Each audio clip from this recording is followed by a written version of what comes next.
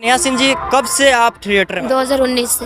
अच्छा, कितने वर्ष की उम्र में आप थिएटर में आए? अभी तो मेरा उम्र 18 साल चल रहा है। 14 साल की उम्र में आए? हाँ। 14 साल की उम्र बहुत कम उम्र होता है, आखिर इतना कम उम्र में आपको क्यों आना पड़ा? अब ऐसी कुछ मजबूरी थी इसीलिए। अच्छा, घर परिवार में कौन कौन है? मेरा कोई नहीं है, मम्मी पापा। न मम्मी है न पापा है, और भाई हो बहन हो? नहीं, मैं मम्मी पापा की अकेली थी कैसे इस बार हो गया? जब मैं बहुत छोटी थी तब।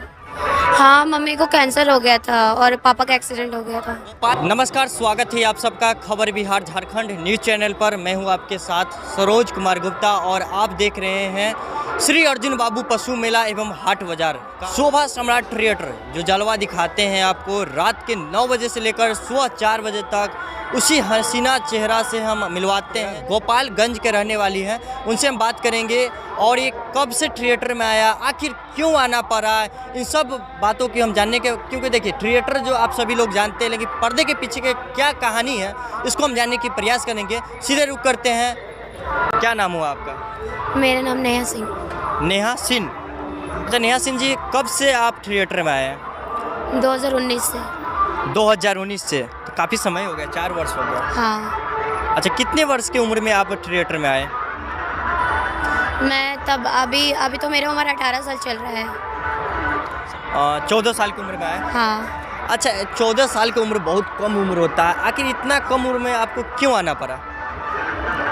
अब ऐसी कुछ मजबूरी थी इसीलिए। अच्छा, घर परिवार में कौन कौन है? मेरा कोई नहीं है, मम्मी पापा। न मम्मी है न पापा है, और भाई हो बहन हो?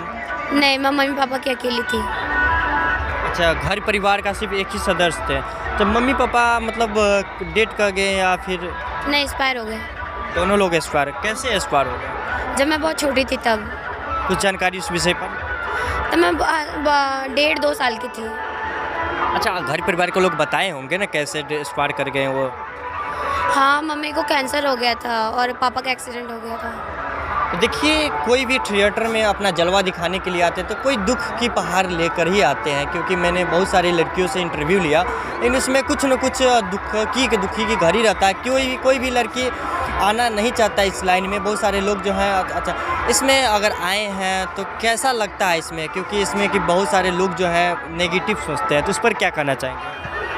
यही कहना चाहूँगी कि मतलब काम करते तो ये सब तो सब जगह सुनना पड़ता है, यहाँ पे भी लोग बोलते हैं तो हम लोग क्या कर सकते हैं। अच्छा, लोगों को कहना ये भी रहता है कि थिएटर के लड़की जो होते क्रिएटर लेक्स होते हैं, ऐसा कोई है क्या? नहीं, ऐसा कुछ नहीं है, ये लोग गलत सोचते हैं। अब फील तो बहुत गंदा होता है, लेकिन हम लोग कुछ कर भी तो नहीं सकते ना। उनको बोलो तो फिर उल्टा वो लोग हमको बोलते हैं। अच्छा, उल्टा बोल देते हैं। ठीक है, उस पैसा वगैरह कैसा मिलता है? सही मिलता है पैसा। कितने तक? पूरा मत बताना, मतलब कितना? मतलब जो हमारा हिसाब से, मतलब 1 महीने का जो टोटल जो होता है वो। गिफ्ट वगैरह जो मिलता है वो भी हमारा है। वो भी तुम्हारी है? तो घर जाने के लिए क्या कोई समस्या? नहीं, कोई समस्या नहीं है।